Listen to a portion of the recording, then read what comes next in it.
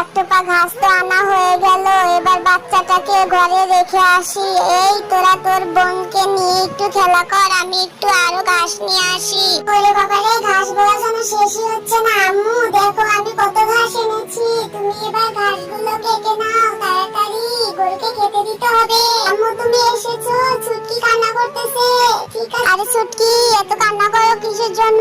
বোনদের সাথে খেলালেই তো পারো, আমি তোমাকে নিয়ে এত কষ্ট করে কাজ করি, আমার অনেক কষ্ট হয় কাজ করতে, কিচ্ছু বুঝে না।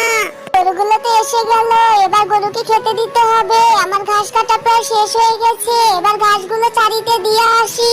বন্ধুরা, আমার মতো পরিশ্রম করতে তোমরা কে কে ভালোবাসো? অবশ্যই আমার এই ভিডিওতে একটা লাইক দিবা। এবার নিজেদের খাবার তৈরি করতে হবে, বাচ্চাগুলো কান্না করতেছে, বাচ্চাদের খেতে দিতে হবে। আরে ছুটকি টুম্পা, তোরা কই গেলি? আমার নুডলস বানানো হয়ে গেছে। বন্ধুরা, তোমরা কে কে নুডলস খেতে পছন্দ করো?